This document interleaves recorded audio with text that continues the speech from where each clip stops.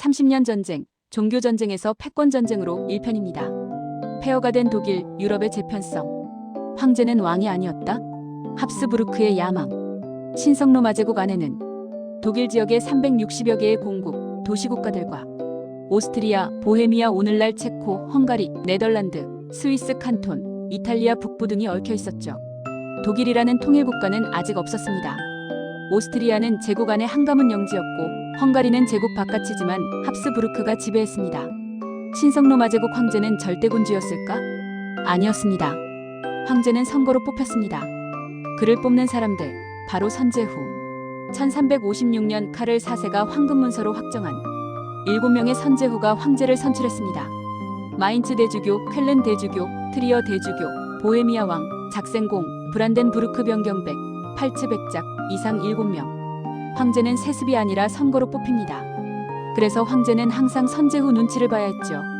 즉, 황제는 왕이 아니라 제후들의 대표에 가까웠습니다. 그런데 이 불안정한 왕자를 수백 년 동안 거의 독점한 가문이 있습니다. 바로 합스부르크 가문. 전쟁은 남에게 맡기고 우리는 결혼하라. 정략 결혼으로 오스트리아, 보헤미아, 헝가리, 스페인까지 거대한 영토를 손에 넣었습니다. 문제는 이것입니다.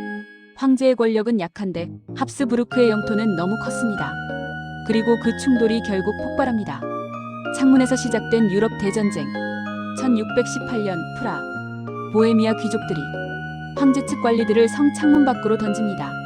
이 사건의 배후에는 강경 가톨릭 황제 페르디난트 2세. 그는 선언합니다. 제국은 다시 가톨릭으로 돌아가야 한다. 하지만 당시 독일의 많은 제후들은 개신교였죠. 황제는 선제후에게 뽑힌 존재였지만 이제는 그들을 억누르려 했습니다. 하지만 보헤미아는 반란을 일으켜 새로운 왕을 세웁니다.